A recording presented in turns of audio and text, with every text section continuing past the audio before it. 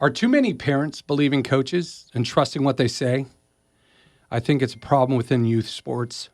And unfortunately, a lot of parents do not question what the coaches are saying, or even worse, parents are living vicariously through their young athletes' lives. Welcome to Truth on Tilt.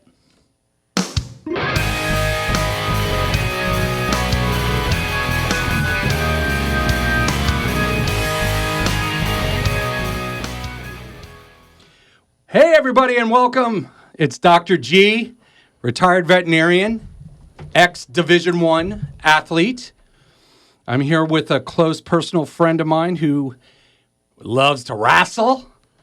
Indeed. His name is John Whitting. John, how are you doing today, buddy? I'm doing great, dude. I'm doing great. I'm excited to be here and talk about a topic I'm very passionate about. I love coaching. I love playing sports. I love youth sports. So, yeah, seems like a good conversation to be in right now.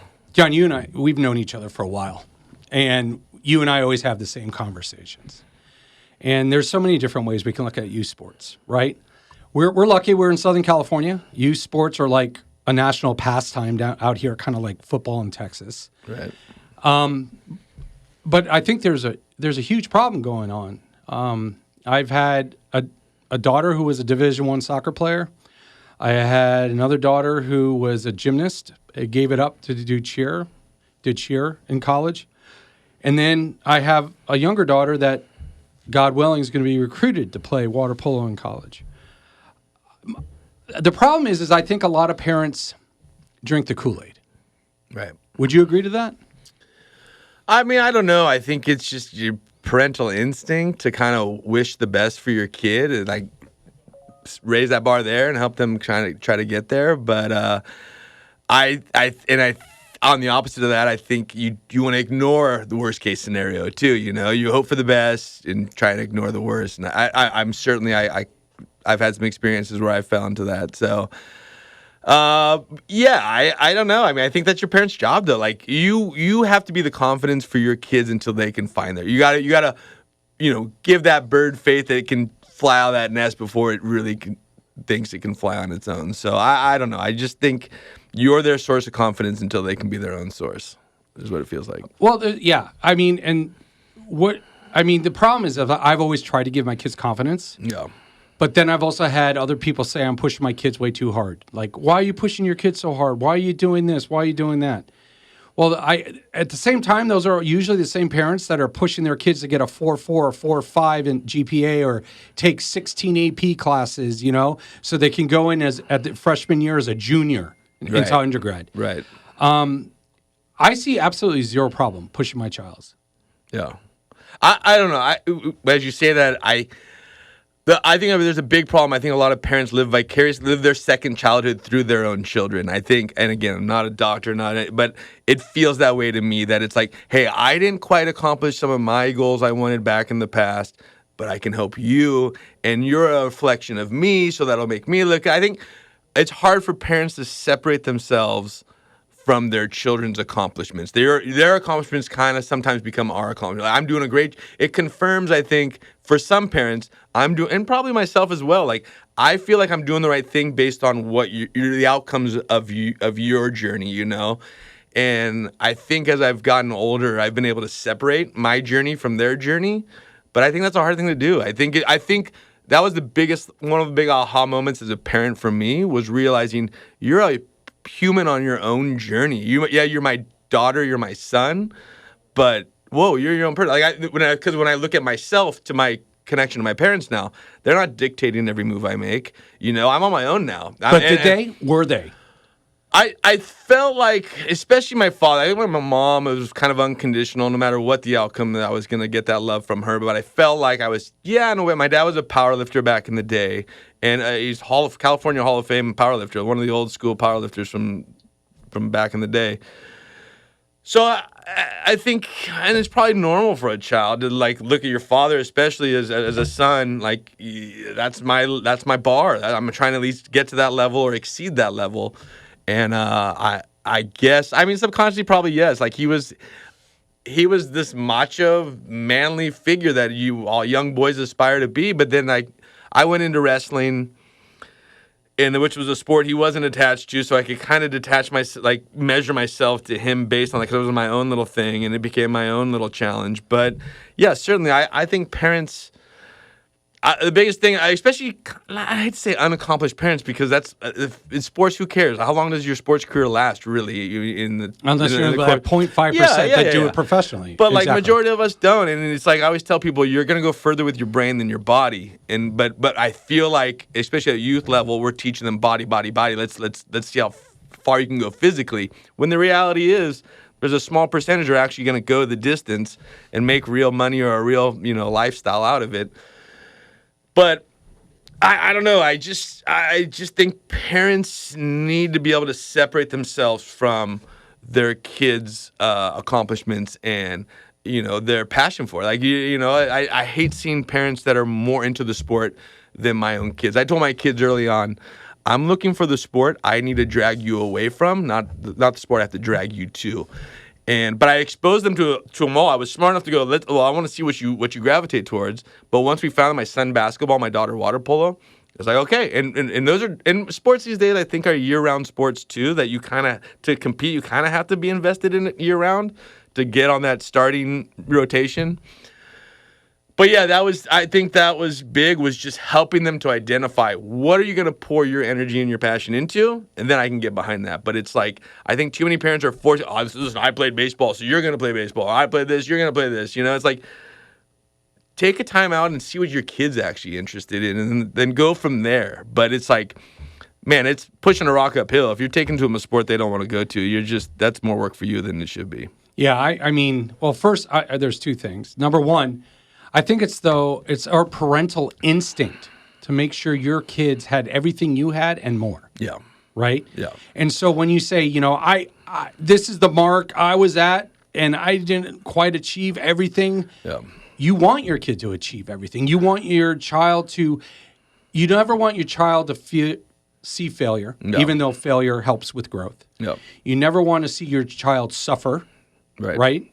That's the worst thing. You and I, totally. That's where we bond. Like when we see any kid suffering, it destroys us. Right. And and the third thing is, you want to see your kid just succeed. Not just you and I believe that sports help your child for adulting. For sure, yeah. Building blocks, yeah. I mean, you want a team player, right? If you own a company, would you want to get someone who is an individual person who did nothing but study? Or do you want someone who knows how to be part of a team and how to make a team successful? Yeah. I mean, again, it depends. I mean, it's like I said, I wrestle. That's kind of an individual sport. Golf, individual sport. But most sports are team things. So, I think every sport leaves you with some kind of skill that you don't even realize you're developing. But like being able to collaborate and work and find your role in a space, I think is huge for sports. And I think more people need to realize that like this sports is a much bigger thing than just this physical act we're doing. But it's just, oh man, I'm getting lost in thoughts. I'm so passionate about this, but I don't know. I feel, to your point about parents, like I've got this far, so I want to make sure you get this far. You do want to be kind of, I always tell my son, I'm kind of, I don't know how many kids even know what Cliff Notes are these days, but like, I think of myself as Cliff Notes. Like I've walked this walk before. Like I want to ease as much pain from my children as I can by showing them the shortcuts, or like, hey, if you eat right, this is going to make this easier for you. Hey, if you go to bed right and get some proper sleep, this is going to have benefits. And then so it's like, but does it kill you when you get the, shut up, Dad, you don't know what you're talking about? I can't even tell you. I have this idea of starting this thing called Dad's Dad. And it's basically, I could hire you to tell my son the exact same thing I want to tell him. But I don't know if you've experienced this, but I'll tell something to a kid, and moments after the kid passes, and their kid's totally attentive, listens to me, thank you, I'm so grateful for the knowledge I passed on. They walk away. I've had parents go, I said the same damn thing to my kid. They never listened to it. Well, it goes to the old adage. How many times did your kids go to a sleepover when they were younger and they bring your kid back? your daughter is best so behaved." wonderful. She did the dishes and she helped me clean the table. And you're like, "You want to keep this You're kid?" like, this fucking kid? I'll trade you. It happens all the time. That's part of parenting. Yeah. But that's part of the, it is the most rewarding thing and the hardest thing you can ever do in your life. And no matter what, you're going to screw it up somehow. Yeah. Well, and you're going to, it depends, man. I don't know. I like to think, and I think my kids have a pretty solid relationship with them, but I've been honest with them too. I've been pretty transparent. I think I speak more openly with my children than a lot of parents do. I'm also younger too, I think, than a lot of my friends are slightly older parents. My children's friends have some slightly older parents. So it's like, I don't know. I don't know if there's an age difference there or just my approach. I had an older father growing up. My dad's 91 now. He had a family before us, and and I'm the last of his children. So I kind of feel like my dad, I don't want to say phoned it in, but it was generational. Yeah, it's generational. But the more kids you have, too, you kind of have like spend less worry and less stress on the last of it. So I don't know what it was, but I definitely can tell you 100% I did not have the connection that I have with the open connection with my children that my father, and it is generational too, for sure. 100%. My dad was 50 years old when he had me. I was an only child. Yeah. He was born in 1923 in Istanbul, Turkey, as a Jewish guy. Yeah. I mean, he lived through the Great Depression. He lived through the Holocaust. I will never relate to that. There's no way in the world I could relate to that. No. I couldn't relate to how in urban communities. Doesn't mean I don't want to learn and have empathy for it, but I could never understand it. Right. Unless you go through it, you don't understand it. Yeah. And my argument always to my kids is like, I've done it. So it's time for you to prove to me that you can do it. Because my most precious resource in my life is time. Right. And if you're going to waste my time by not giving 100% when you're out there, tell me not to come. Yeah. Is that a wrong thing to say? I don't know. I mean, again, it goes back to, I think, are your kids' accomplishments their accomplishments or your accomplishments? Are you measuring your worth based on what your kids are capable of doing or what you're capable of doing? Like, don't waste my time. And trust me, I've said those exact words. I said, don't waste your time and don't waste my time. The way you're playing, I've had these exact conversations. I said, the way you're playing, you're not only wasting, but you've seen the effort they've put into it. Like, that's why I've tried to tell my kids, every practice is a rehearsal for the play that's coming up, right? I mean, imagine being an actor. You rehearse the shit out of your lines, which is what our kids do in practice.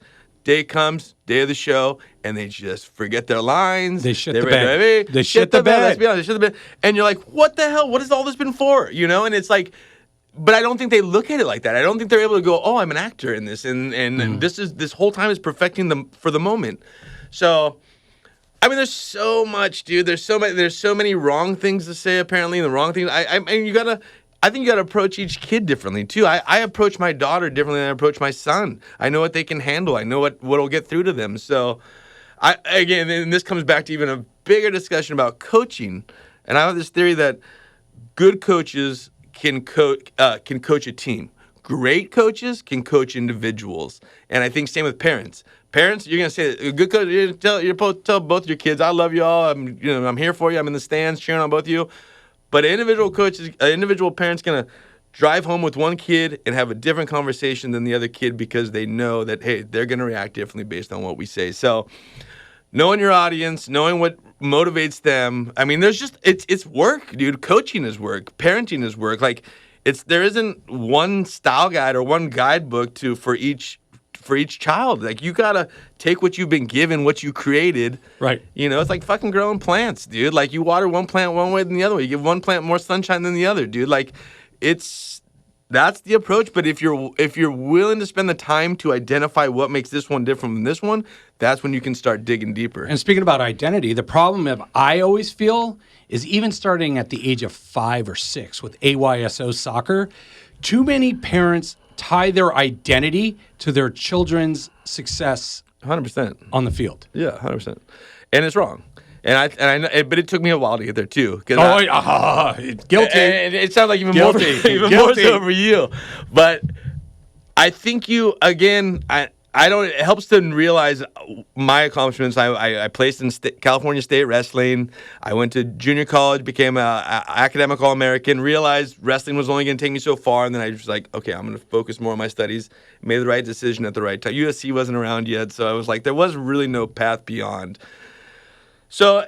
But honestly, my biggest goal was I wanted to place in state, and I did, and I set a goal, and that's something I see less of these days too. Are kids focusing on goals? What's your goal? What do you want to try to accomplish out of this? What's your end goal? Our daughters played water polo, which is much like wrestling. Unless you go to the Olympics, like where's the future in that? It can get you into some really good schools, which I think most kids would be smart to realize that and go, I'm gonna get into. I'm gonna milk it for all it's worth. Get it worth. All this effort, all this hard work, better Now give me somewhere. they even have NIL. And but even so, like, how much NIL is there in water polo? Like there's a lot. There's a lot of money as long as these kids build a brand. Yeah. But that's a whole different podcast we have here. For sure. We actually have an NIL Fluencer podcast that's all about building your brand. Yeah. There is a ton of money. There is money to be had. And that's another thing is like I'm telling my daughter, okay, we're going to use this water polo thing to get into a school that chances are you couldn't get into. Yep. Let that be any school in California. Let that be Brown. Let that be Michigan. Yeah. You think about the schools that offer water polo. Yeah. They're no slouches, right? As far as academic, that my child would probably never get into San Diego State. Right. The Harvard of the West is what they call it now. But it's like you got to use it for all it's worth. Right. But the problem is that a lot of parents, when they start pushing, they got to start looking at what they do say, because it will lead to emotional exhaustion. It will lead to a feeling of not enough self-worth. Right. And it also will lead to a point where they just shut you off. Right. And you know what that's called? Burnout. Yeah. Well, again, I think it's lack of conversation of what are you trying to get out of this? Are your expectations the same as mine? And again, the athlete's expectations should be higher than mine. I always tell my kids, I shouldn't want this more than you want this. If that is, then I need to go do my own thing. Like I'm spending too much of my energy on you. If you're not willing to exert more energy than I am, then this is for you. This is your thing. So that's something to be aware of too. Like, how much does your kid enjoy? Like, parents are so unobservant of just like, is my kid even into this activity that I've put them in? Sometimes it's just free daycare for them. I can send my kid off, and that's fine, And again, sports will get you so far, but like, I don't think it's a wise investment in yourself to think I'm gonna make $1 million off my sport. Like, fuck, go to a good school, get a good education. And that's probably a safer, smarter route, unless you're just gifted or passionate or whatever. But it's just like open up their eyes to reality. Like there's only so far this thing goes. Like get what you can out of it. But life is much more. But these kids, unfortunately, they've only lived about 16, 17 years. We forget that, dude. They've only been exposed to so much. We're showing them real world stuff. We've not only had them as kids, and they now experience the parent lifestyle of just all those ups and downs and all those fucking obstacles that are in front. The real life experiences that live outside this world of sports. Sports is just it's almost like a snow globe of what awaits for you outside. It's just this little micro system of ups and downs and challenges and, great moments. But it's just housed in this space of time for a short period. And then, boom, the glass comes off and now welcome to the real world, dude. Hopefully this sets you up to take on some of the shit that's waiting for you out here. Welcome to adulthood. Yeah, welcome to reality, dude. Welcome to shit where it just ain't all about winning and losing, dude. It's like there's real world consequences. You lose your job, you get a job, you get a promotion. You lose your car, you lose your house. There's real shit implicated things that happen to you. So it's like, I definitely think sports prepare you for that stuff and give you a taste of it. But it's like, I always say owning a dog, I've always felt is like owning half a kid. It's half the responsibility of owning a kid. And you might think differently as a vet. But I always felt, for me, it was the best preparation to have a kid was having a dog first or having an animal first. Because it gave me a taste of that responsibility dependency. and stuff. It gives you a taste of dependency. Yeah, dependency, responsibility, but and it's caring for something else. And I think sports it's the same way for life. Sports prepare you for what's coming, dude. It's a taste, not a full taste, but those ups and downs, those heartaches, those crying in the locker room, guess what? You're going to do that shit at work later on, and even harder when you're like, I got 3 kids to feed, dude. So do you think any of your past sports achievements ever set your kids back or give them like a block? thinking, man, I really got to achieve what, dad did, or else he won't care, or you I've won't only be proud of me? used it once. My son called me out. My son's a little shit sometimes. Yeah, I love my kids. But he plays hoops, and that's, high school sports are just so... I feel bad. What I loved about wrestling was, if I beat you, you don't get my job. There's no coach involvement playing favorites. That's what I loved about it. I played baseball. I played all the sports. That's what I loved about swimming. This is my time. Yeah. There's no qualitative, this is what I see in that person, and everyone in the stands is like, you see what in that person? Yeah. At least with track or with swimming, and also, gymnastics is still subjective. Yeah, judges. Because you have judges. Same with diving. Yeah. But anything that puts a freaking time up there, Yeah. that's my time. That's it. And that's what I loved. I like I said, I tried all the sports. I played baseball as an all-star lots of times. I always seem to have That's subjective. But I always had the coach of the all-star team always seemed to be his son always played my position. So I always spend time with him for that shit. And I was like, I'm done with this. I just want to just earn my spot and make someone have to take it from me. And when I discovered wrestling, I was like, this is it. This is the fairest sport, because you want to challenge me for my spot? I can't stop you from doing that, but you have to beat me to get it. And that's what I like about it. I just, there's only a few sports that allow for that, and they're usually those individual sports like golf or golf. Here's my score. Yeah, my score. Beat that score. Track. Beat me across the line. So Tennis. Yeah, so stuff like that where you can kind of individually prove your worth. That's where I gravitated towards. But I think that's hard for kids to go that route. I think it's easier to play with a team where you can kind of sometimes hide some of your shortcomings on, or blame some of your shortcomings on your teammate or something else. Maybe lose as a team, win as a team. But there was something cool in just taking responsibility for the outcome on yourself and just facing your fears. One person goes out, you face one opponent, and we'll see what happens. So did you come out of the womb with that winner's mentality, or when did you get that fire that's like, you know what? Damn it. I'm going to be the best one. Come and take my fucking job. I'm a younger brother, so there's probably some younger siblings that can do you're that. the competition. So always, yeah. and my brother did kind of introduce me to wrestling. So, and I was always getting my fucking face just thrown in the carpet, forearm, just beat up by my brother with new moves. So I'm sure that has something to do with it. Always trying to either get to my older brother's level or exceed his accomplishments. And right. he also dabbled in football. And brother was also a good athlete, big power lifter and stuff. But I focused as soon as I got that wrestling bug, and I fell in love with it. And it's all I wanted to do. And so I initially got better than him and kind of exceeded what he was able to accomplish in it. But he was still a good wrestler. But I think that might have been part of it. Was he proud of you, or was he jealous? Oh, yeah. No, shoot. He came to my matches, fucking massaged my shoulder before I went out. He was cool. We've been tight like that forever. And you'd have to ask him if he was like, well, you wish you would have trained a lot. But I think his life path, he knows what he did. He played in varsity football games I never played in. So it's like, you get what you get what you work for. Is your wife as competitive as you? My wife, she played golf in high school, which is funny because if you know her, you're like, she played golf? But she doesn't like to take no for an answer. So she's competitive. It's weird. You wouldn't think she is, and I don't think she'd admit to being, but now that I think about it, she very much is, because she loves proving people wrong. That like, you think this can be done? I'm going to find a way to get this done. Like, she will find a way to get shit done, which, again, maybe the sports helped her with some of that, but that's the real life stuff, a carryover from sports too. Is like sometimes you're born with that mentality, and sometimes sports grooms that mentality in you. And I think my competitive spirit, my belief in myself that I can accomplish things that I put my mind towards, was definitely like fostered by my experience in wrestling. And do you stuff. think leaders are born, or leaders are trained? That's a good question. I think, man, I was team captain on my wrestling team at like my sophomore, junior year, but I was like leading like prayers in the fucking in our little huddle up before matches and stuff. Like I was doing, like, looking back, I didn't think of it then, but looking back, I was like, man, I was kind of like the leader of men a little bit.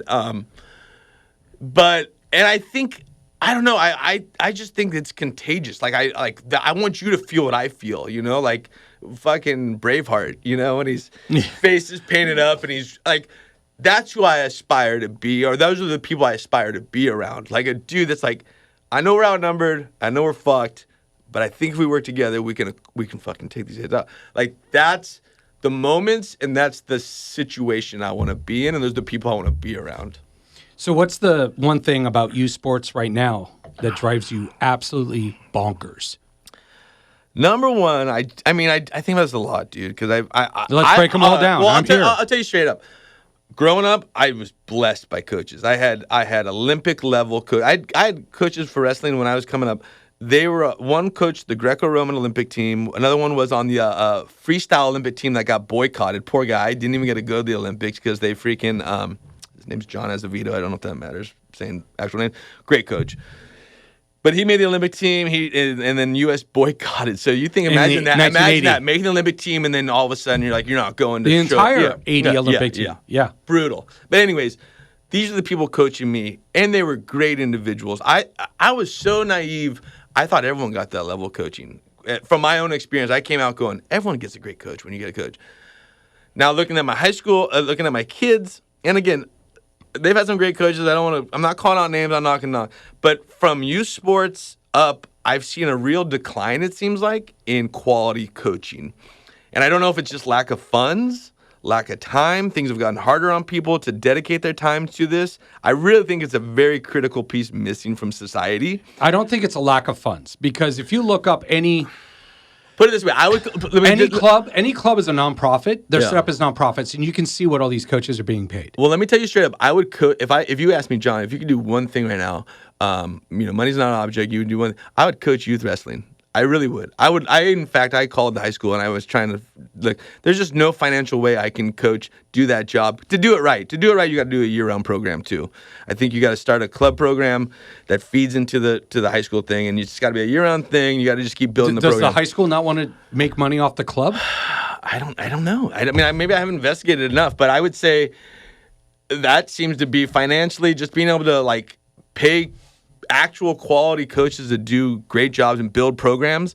I just see the lack of interest in that. I feel like high schools, from what I've observed and investigated, is like they want you to work 2 months, 3 months out of the year, and then they're done with you, and then come back next year, and we'll sprinkle you, give you $5,000 or whatever. Who's gonna do that? That's why you got these 20-something-year-old coaches coaching sports, and the kids aren't developing, and they're kind of back talking their coaches because the coaches are much older than they are. It's just like, I don't know. I don't think your best people are, as a whole, now guaranteed there are a ton of great individual examples out there, but from my experience, I think the majority of coaching is lacking and under experienced to be doing what they should. I don't think we realize as a society the importance these people play in our children's lives, and I just think it's just getting underfunded and just see, I was blessed too. Growing up in South Florida as a swimmer, I had elite coaching. Yeah. Continuously. Yeah. I trained with Olympians. I trained with the world record holder in the 200 backstroke, and Aaron Pearsall, Newport Harbor alum, broke his world record. Martin Zubero is his name. Martin Zubero's brother, David, was one of my coaches. Ralph Crocker, rest in peace. He passed away, but he was also one of my coaches.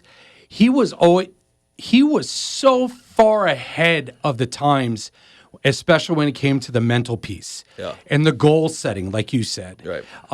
He made us, the mental training that we went through, whether it be finding mindfulness, whether it be seeing the race before we swam it. Like, we even would know how many strokes it would take us to swim each lap before we did a flip turn. How much did that benefit you later on in life, that mentality? I have 2 gold medals from the Florida Swimming Championship. But I'm saying it's just in business. That mentality, that business of I can do anything if I put my mind to it. That's what I'm saying is, like, people don't realize those lessons in the pool translate into later on in life. And I think that's what we're missing as a whole is like, whoa, this is a real service, these and mentorship that and life preparation these coaches are giving our children. And it's getting completely devalued, right. And then my coach in college, Dave Allen, he also just recently passed. God bless him too. He was like my second dad. Right. And when you have that type of leadership, where you actually truly have people that talk to you, believe in you, discuss what you're doing wrong. I read a great article 2 days ago, and it comes to psychological safety, which is basically toxic workplaces, right? Right. And as a leader, there's a difference between nice and being kind. Being nice is that you say whatever you want to make the other person feel good because you're trying to avoid crucial conversations. Right. Being kind is you tell them with empathy what they're doing wrong and give them feedback on how to get better. Right. I think a lot of these coaches are either trying to be nice or they're doing nothing. Yeah. There's none of them trying to be kind. Right. And all these coaches can walk around thinking they're the greatest thing since sliced bread. But I can truly tell you, especially with my oldest daughter, there are very few coaches who I would call elite. Right. And we're in Southern California where we have some phenomenal female soccer players. Right. My daughter played with Trinity Rodman since she was 4 years old. Right. Right?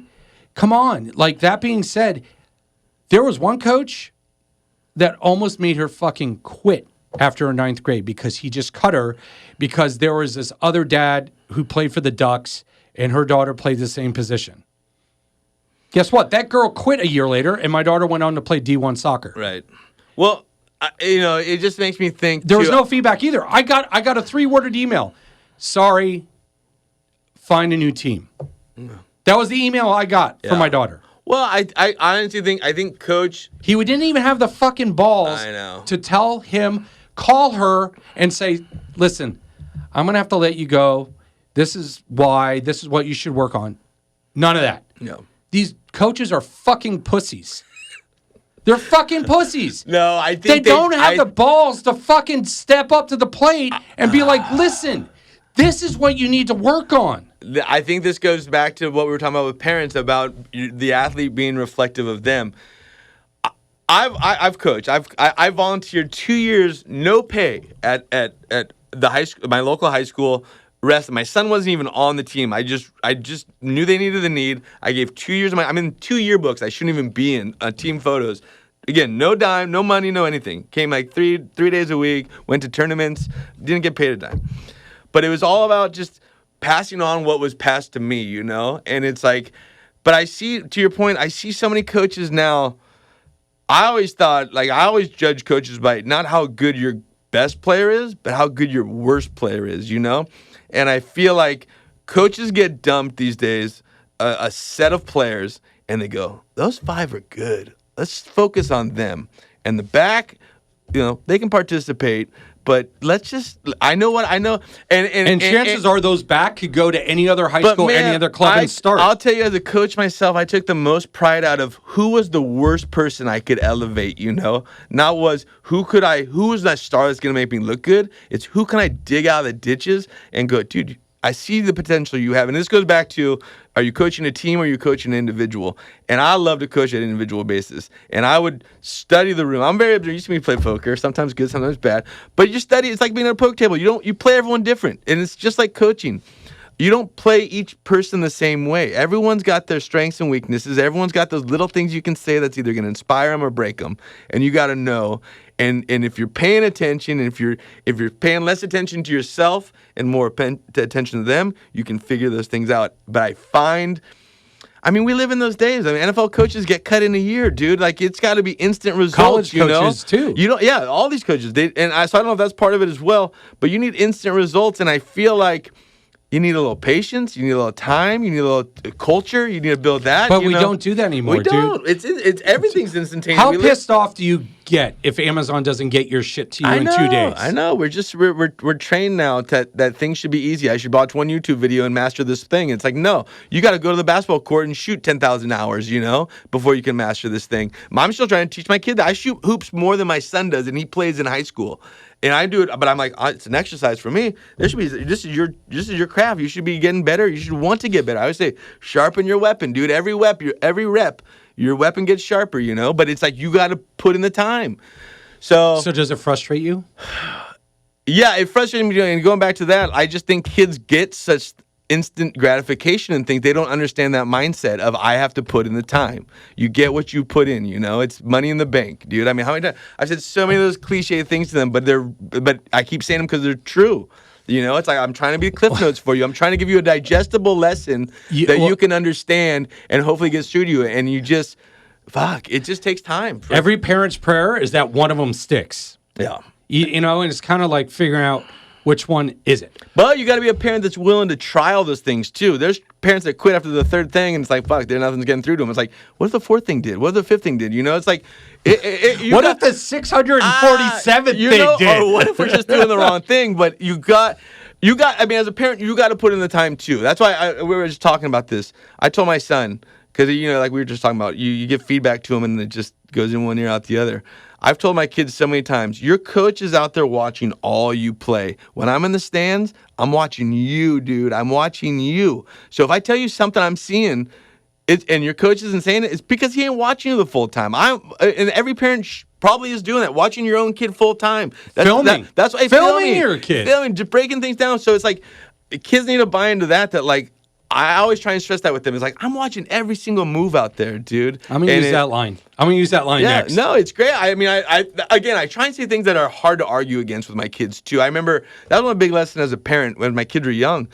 I saw so many parents just say no, and they just take something away, or no, don't do that. I realized I got better outcome from my kids, the better chance they would stop doing that action if I took a second to explain why I'm saying no to them. No, because when you do that, it makes your sister cry, or when you do this, it hurts our feelings, or when you do this becomes a mess, and da-da-da-da. And I felt like it was just a weird observancy, but I realized, opened up my eyes that if I can explain to you why I'm saying no to you, there's a better chance you're not going to do that again. So I think that's important as well. Another thing with coaches is I don't think coaches have enough required training. Like, well, again, you get what you pay for, dude. You get what you pay for. But I think the state federation, if you're going to coach high school sports, there must be a certain amount of continuing education you must take in order to become that way. And the reason I'm going for this is because, number one, I'm talking about burnout. Number two, I'm talking about following the why. Yeah. And number three is what you just said. Isn't it easier to beat another team if you have a deep bench of all great players that you've developed versus your top five? Bro, as soon as you said that, I thought of Oklahoma City Thunder. We're all in the playoffs now in basketball. I always felt the best team, every person's a weapon. Everyone's a threat. Everyone's a threat. If you watch Oklahoma City Thunder play and you wonder why they're so dominant, every single person on their team can score points, dude. It's not like we're running the offense with these two people and then everything. Guess what? If those two people take a shit, guess what? Your team's screwed. But if everyone else can pick it up, so that's what I'm saying.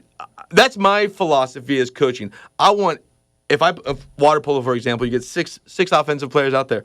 I want each one of you to be a threat. I don't want someone to get double covered. You know, I want them to have to cover everybody.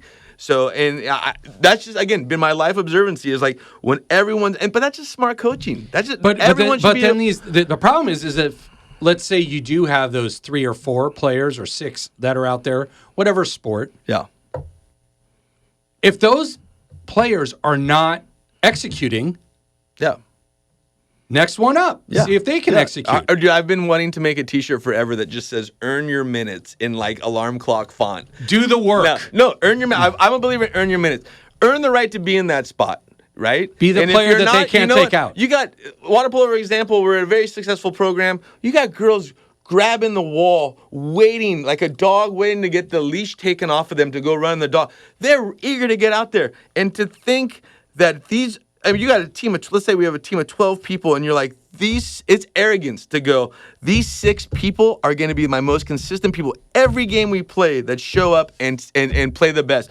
And these 6 especially on a teenage child. It's ignorant, especially on a high school level or a teenager, whatever, a youth level, to think, I mean, these kids are still learning how to prepare for the moment, dude. So if you're telling me, I mean, good on you if you have that team, but I have yet to see that team where it's consistently the same set of people that start. And I see that in youth. I mean, my kids play basketball, water polo, but I always see that consistently on that. It's like coaches lean into these certain kind of favored players. You're wishing the best, but I personally think chemistry is a huge thing in sports. Chemistry is huge. You look at European basketball, why it can even like compete against USA basketball, because these guys have been playing together for a long time. They build this chemistry. They know these ins and outs. And I think we live in a society today where you kind of just use the size chart. Like that person's taller, or that person's more muscular, or this person's faster, this and that. So that's my thing.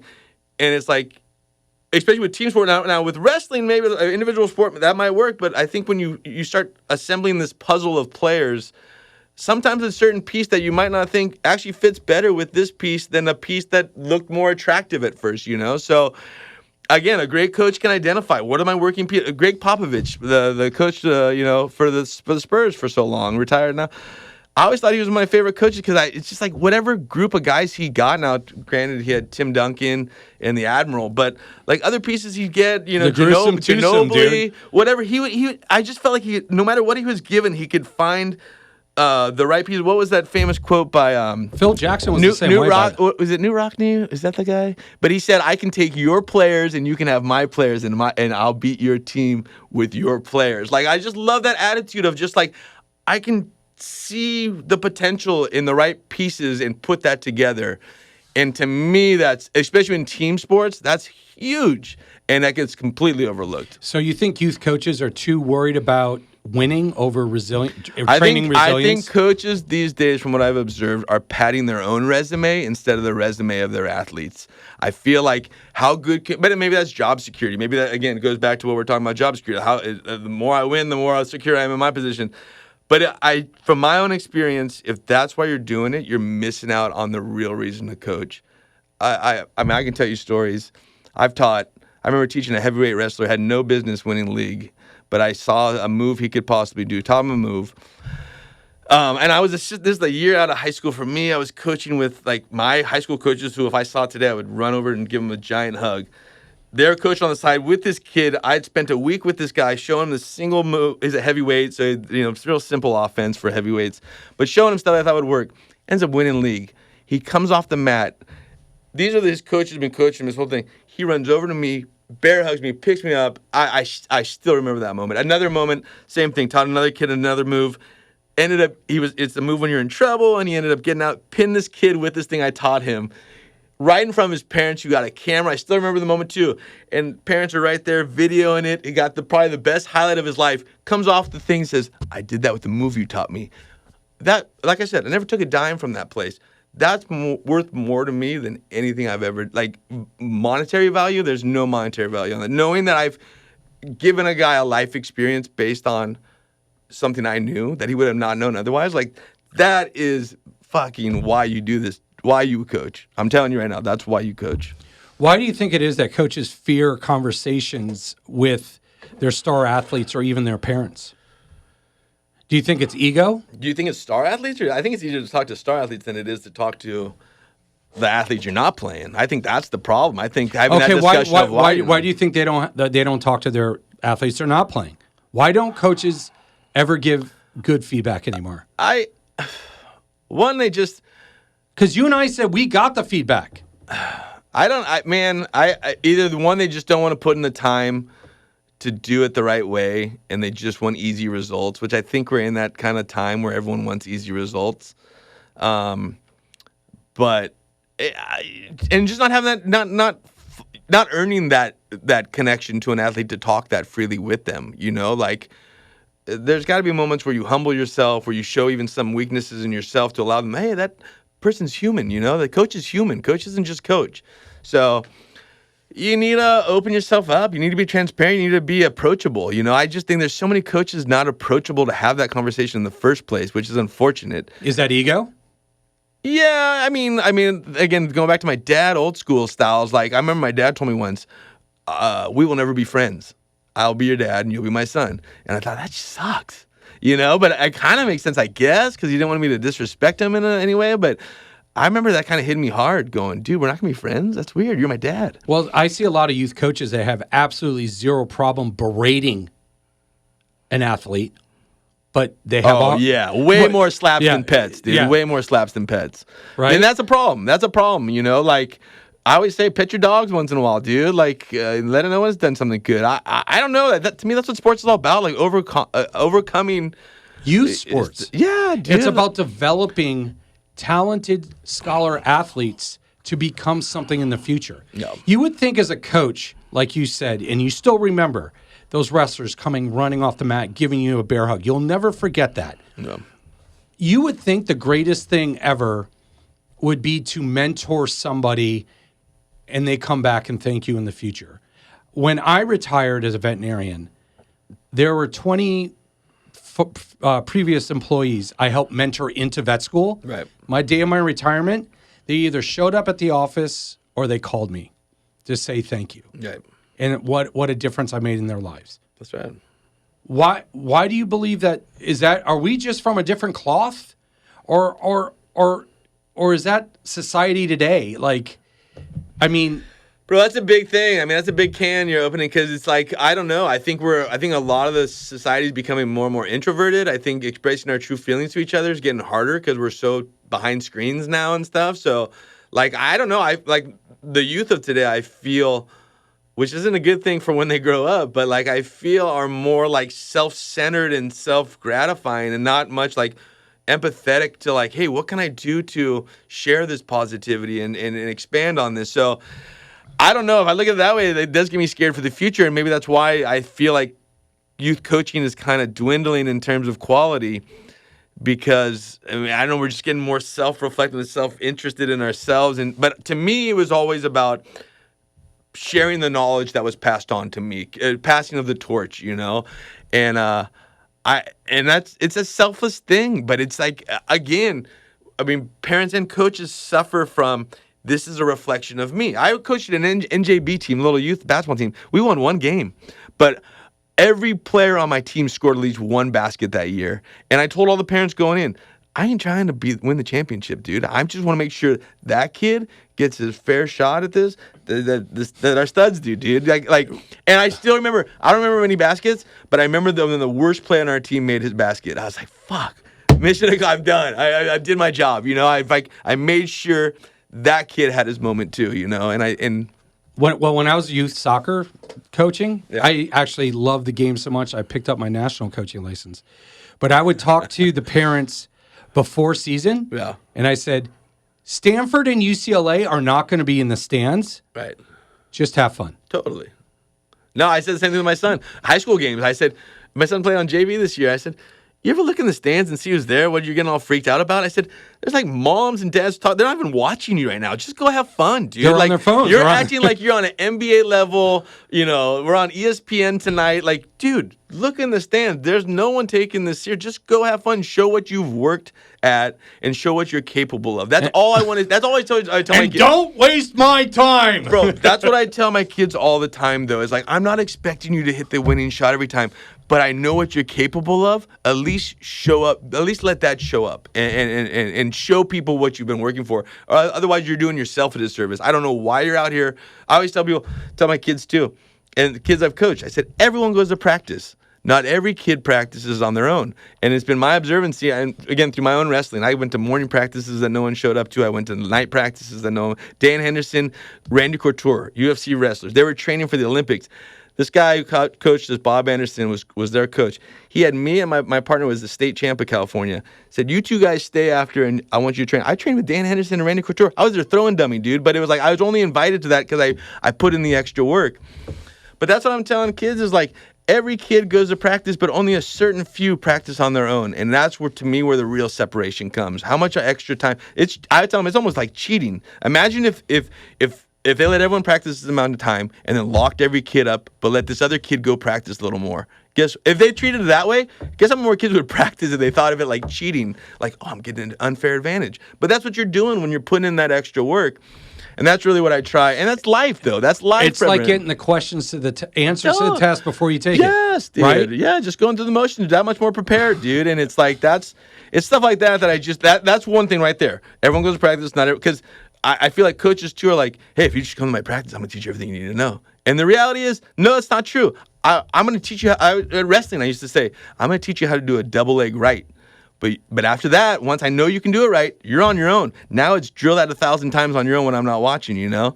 So it's like, same thing. Which kid is willing to do that? And I think that goes back to finding what your kids are passionate about.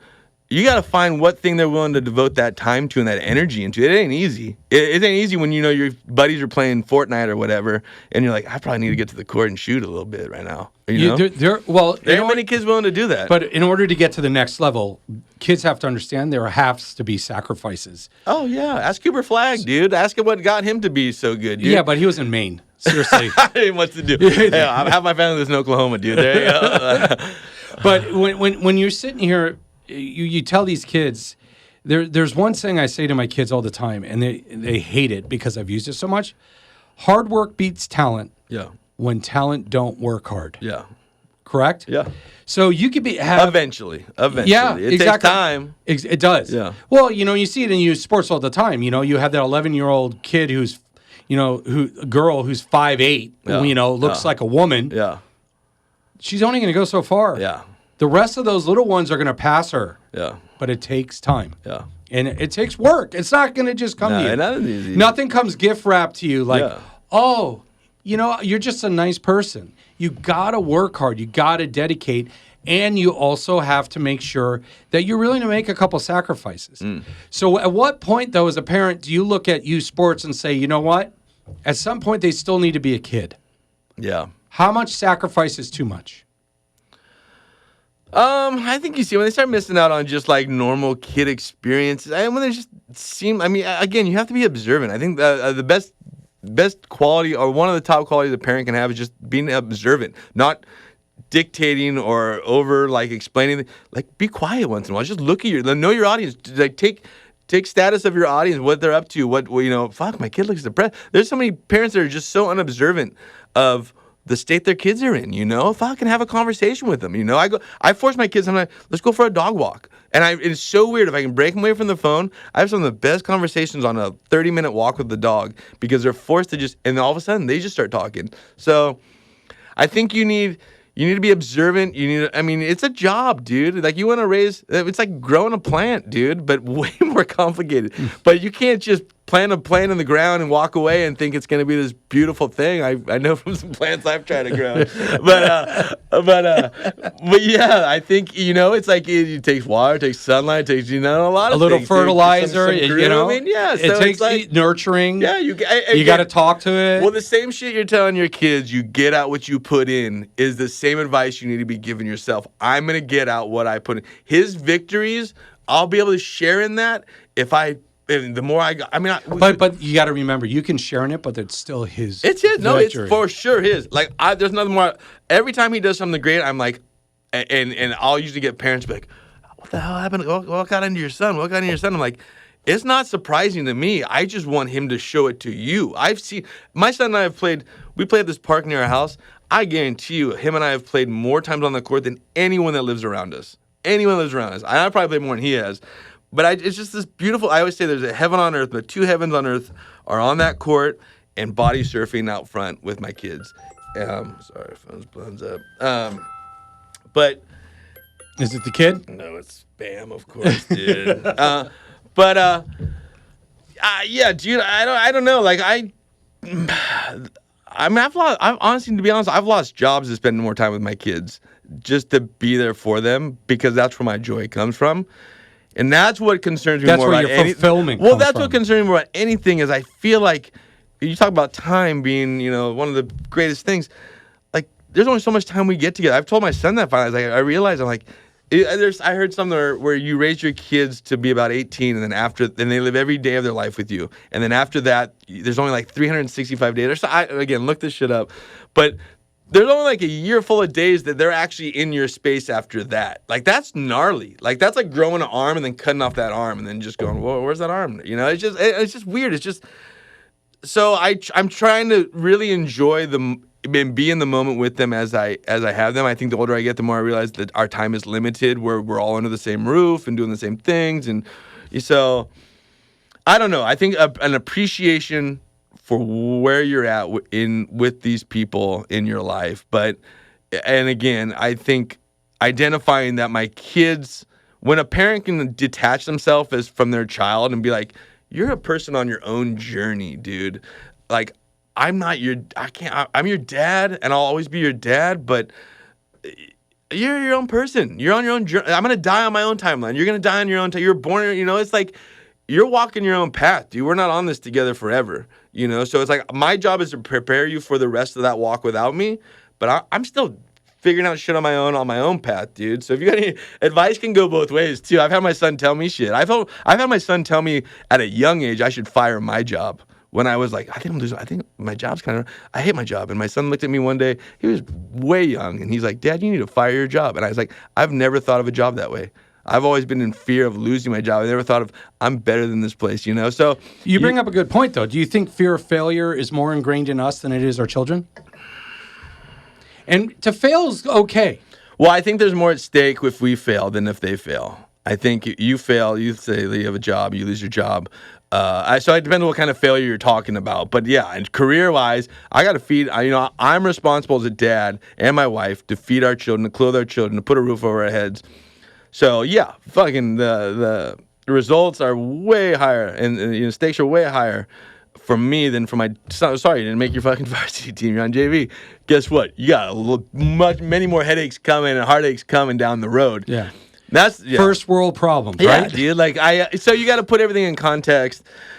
It's like getting But you got to be sympathetic too. They only know so much. They haven't been exposed to real. You got to remind that too. You've walked in their shoes. They haven't walked in your shoes yet, dude. So that's something to keep in mind too. Like, this might not hurt us as much as it hurts them, but it's only because they haven't seen how much harder things can get. So let me ask you a question, and I'm going to get personal here. Yeah, for sure. Your daughter, love her to death. Yeah. Amazing girl. Yeah. Great water polo player. Yeah. Did she play in college? No. Why? I mean, there's a lot of factors there. There's a lot. I mean, again, I wrestled 1 year out of. I loved wrestling. Loved wrestling in high school. Did she love water polo? I think she did at first. I think What the happened? politics of water polo kind of broke her down a little bit, and I think just. I don't know. She kind of screwed up too. I think there's a lot of things that played a part, but I think the lack of support and the lack of joy in it that just started to kind of filter out, I think just turned her off of it. And honestly, my daughter's pretty mature, and I think she got to a point where it's like, I know there's more to life than water polo, you know? And I think, but I can't blame kids for feeling that water polo is life, because again, I wrestled. And it was really hard for me to walk away from that sport because I knew how much I had put into that sport. Like, it's something like I have nothing but in fact, all my high school friends when I was in high school outside of wrestling were water polo players, because I felt like we had this bond that no one really knew how hard our sports were outside of our sports, and we had this mutual respect for each other. So it's hard when you give that much to finally walk away from something you've invested so much into. But I think she realized there's more to me than this, which I think all kind of athletes get to, regardless if it's NBA or high school level. I think people like Kevin Durant, for example. That guy's a businessman, dude. That guy's spread out. Like you start realizing there's more. LeBron James, like there's more life. Like they Kobe Bryant. Yeah, they're looking into the future finally. But when you're in it, you're just looking at that moment, and everything you've put into is in that moment. And it's hard to step back and go, oh, there's more waiting for me out there. But I think my daughter was able to see that, and it made it a little easier for her to walk away from it. But it was hard, man. I think, I mean, she kind of got screwed a little bit. It was tough. Do you play in coaching? Yeah. I mean, for sure. I think, the number one job of coaching should make, inspire all your athletes, and have the backs of all your athletes and elevate them all, It's just like, it's a tough sport, though. And again, I see it more and more in new sports where coaches are padding their resume instead of the resume of their athletes. And I feel like if you're doing it for that reason, you're doing it for the wrong reason. Yeah, and if you do it for the right reason, I think it'll actually have the effect you want. Like, I've never seen a team where everyone got great and they lost games. Like, it's just like I don't know. Having done it myself, I don't think it's as complicated as people make it. But you have to remove your ego from the situation and go, why am I? We were talking earlier about politicians. Like, politicians are servants of the people, but we forget that. They're here to serve us. And I think coaches... They used to be. But we let that go. And same with coaches. Coaches would come, I'm here to serve these athletes, dude, from my very best athlete to my very worst athlete. And to be honest, that's how I judge coaches personally today, is how good is your worst athlete? It's very easy to have a person who's just a naturally born, meant to do this sport. There's always one of those. And there's usually a couple of them.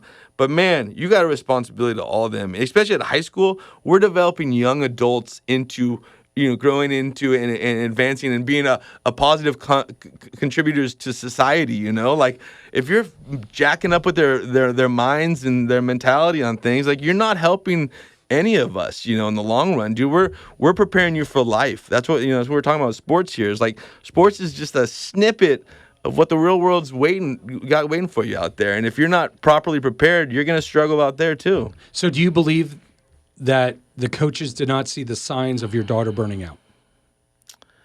I think they didn't to care. be honest, I think they ignored. This is what I'm saying is I think they ignored the ones that they didn't feel can contribute to what they are trying to accomplish. But they expected them to still show up. They expected them to still train. Did all the they work. still expected your check. Bro, I'll tell you straight up, I've gone to just about it. There's a couple more I still need to get to, but every athlete that's gone through our system, on their senior year, I've made it a point to go. I'll tell you later, and when I see them, I make sure they hear from me. I say, I don't care if you started or if you sat the bench on every game. If you made it through this program, because I know how mentally and physically it was to make it through, I've told them to their face individually. I said, I will always respect you. If you see me 20 years from now, I will respect you for having done this. So, and I don't think they ever heard that from anyone, And it's like, but I see you. Some people may not see you, but I see what you've done, and it will not go unseen. And I get choked up talking about it because it's like, it's real. It's like they did just as much shit as the people that got the attention. It was harder for them to stay in and involved than so yeah. I probably because I went through wrestling myself, I know how hard some of these things are, these life challenges are. But they all deserve respect and they all deserve attention. And I think that's where we're falling short in youth sports is not recognizing I coach a team, not a couple of players. Okay, last question for you. Last question. What would you say to a parent right now that believes what they're in a situation where the coach cares about padding his or her resume versus padding the athlete's resume? What if you believe that their kid is in that situation? What advice can you give those parents? I mean, it's a sad thing. I encourage my daughter to go talk to her coach straight up, but I didn't feel like the coaches made an environment where they felt approachable. So it was like your daughter did try to talk to your coach. No, she did, but she stood up to them, I would say, but by then it was already too late. I would try to develop that communication. I mean, I've had more bad bosses in my career than I've had good bosses, but I still have to deal with them, So it's like, again, going back to... So how did you deal with them? Individually. You would talk. You can't talk to everyone. I mean, I think that's what all these experiences have taught me is like, I mean, I don't talk to you. I talk to you differently. I talk slight differences, but you just know like this person reacts to this in a certain way. So maybe that's a life skill. I don't know. And that's a life skill that coaches are missing. Yes. And you know what that's called? What? That's called emotional intelligence. Yeah. Well, I just think it's just connecting at the individual level. I really do. It's like, but it pained me to see someone struggle, and maybe that's just, I don't know what that is, but it's just like how someone doesn't have that naturally in them, especially at the coaching level, to go, bro, there's no way I'm gonna let that person just cry in the corner, Like, let's do something about that. So, I don't know. I want coaches to be in it for the right reason, but back to your question, I would say, encourage your kids. That's part of growing up, dude, is facing your fears, and your coaches, if it's on the wrong side of coaching, that's a big fear, having this strong individual that controls so much of your present, life outcomes. It's hard to confront that person, but fuck, if you can break through that barrier, I think it's huge. And I really encourage parents and kids to build that confidence and that courage to face that, because I told my daughter, that was the biggest thing I think we told her towards the end of her water polo career, was like, if you can face this now, it's going to make facing it what's coming easier, and you will face this same conversation later, and it's going to be harder because it's going to be your career, not your sport. So that's what I was trying to explain to her, is like, I know this is hard, but it's only going to get harder. So if you can do this now, that will get easier. So that's really what I try and tell them, is like, again, sports is just a small little sample of life, dude. But it's so. It's a big part. But it's such a big part because again, the kids have only lived so long. It dude. creates a foundation. It's a big part of life. But like that's the thing. Wrestling has become it was such a big part of my life, but now I'm nearing 50 and I'm looking back and it's like it was a chapter in my book, dude, you know? And it's like kids, the smart kids can kind of fast forward a little bit and realize that. But that's hard. But if you can do that, I think it makes it easier to go, this isn't my life, but this is my moment I'm having and I need to deal with this now. Because otherwise it becomes my past that I never dealt with. And so that's why I'm always like, be in the moment, face your fears. I'm still learning that shit too. We're all learning that shit. I mean, I'm full of plenty of fears that I still need to face. I mean, that's part of the reason I'm here, just to talk and just, you know, be open about stuff. But yeah, dude, it's a life. Sports are a great life lesson, but we all learn from it. Coaches need to set their ego aside.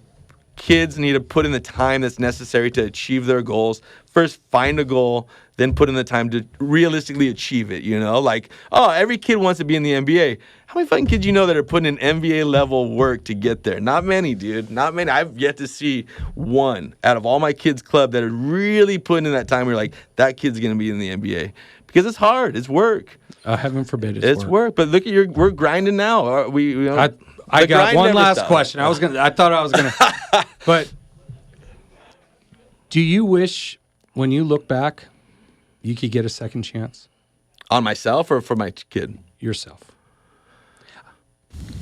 It's funny you say that because I was actually recruited my sophomore year in high school by I don't know what can name names, but Calvary Chapel High School at the time was winning state champions left and right. I was the one guy from my high school going to their camp, and I was beating all their guys my weight. And the coach actually told my dad, "Hey, it was a private school, Calvary Chapel. He's like, I want your son to come and wrestle for me." Guys I was beating went on to be 2-time state champs. I placed 8th in state, but I got a medal. I was stoked, but I stuck true to my high school, and I was stoked. But those friendships, my girlfriends, all that stuff, if I transfer, I miss out on that. It's hard to tell, dude, because who knows? I know your daughter's has gone through similar stuff. So, but from my own personal experience, I have no regrets. I honestly think I could have been a state champ, which would have been sick, but what does that fucking mean right now? You know, it's like a medal. My medal's not up in my house. Dude, it's in my parents' garage somewhere, dude. Like, I lay there at night in bed, knowing what I know now, saying, I wish I was fucking 19 again. I wish I could go compete at that level again. Because knowing what I know now, it would have been a whole different ballgame. You know, the maturity that you have now, you could go back and do it again. Yeah, but again, I don't think you kind of have to go through it at that level you're at though to work those things. You can't if life's easy. What are you learning from it? You know, like. That's probably why you can't do that, because it's like that'd be way too easy. One of my favorite actors of all time, Gene Hackman, said at the end of that Keanu Reeves movie, that football movie where everyone went on strike and the Scabs came in and played. Right. And he said at the very end of the movie, and it brings tears to my eyes when I see the movie, it was like, these football players lived every athlete's dream. Yeah. They got a second chance. Yeah.